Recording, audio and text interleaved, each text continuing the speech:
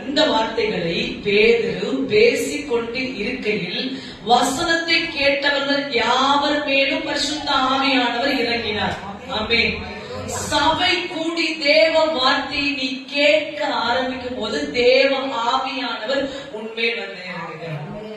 சபை கூடும்போது என்ன பண்ணணும்? வார்த்தையை கேட்கணும். மிக முக்கியமான விஷயம். அல்லேலூயா. முதல் ஞானஸ்தானம் வாங்கணும், அடுத்த சபை கூடுதல்ல பங்கு பெறணும், ஐக்கியங்கள்ல பங்கு பெறணும். அப்ப என்ன பண்ணணும்? வார்த்தையை கேட்கணும். அப்ப வார்த்தையை கேட்கணும்ன்றது இங்க வந்து வராது. வார்த்தையை கேட்கணும்ன்றது தாகம் இருக்க வேண்டும்.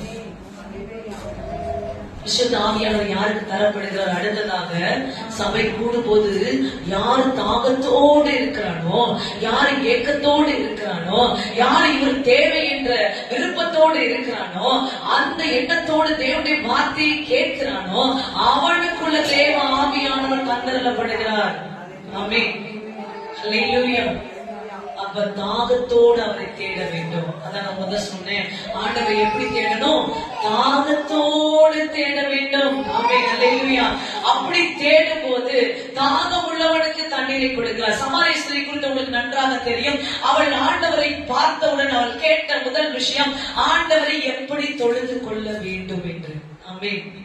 அல்லேலூயா.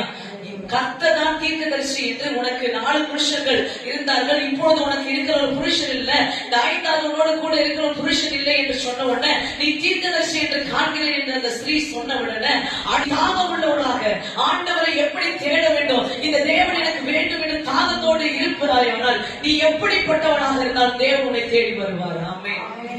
அல்லேலூயா. அல்லேலூயா. கர்த்தருக்கு மகிமை உண்டாகட்டும். அப்படிதான் ஆண்டவர் இந்த சமாரிய ஸ்திரீக்கு ஜீவ தண்ணீரை கொடுத்தார். ஆமென்.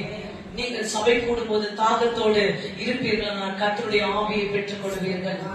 கர்த்தருடைய ஆவி இன்றி நீங்கள் கர்த்தரை அறிய முடியாது, கர்த்தருடைய வழிகளை அறிய முடியாது.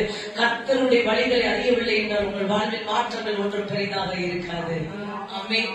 ஹல்லேலூயா. முக்கியமான காரியத்தை நாம் பேசிக் கொண்டிருக்கோம். அடுத்ததாக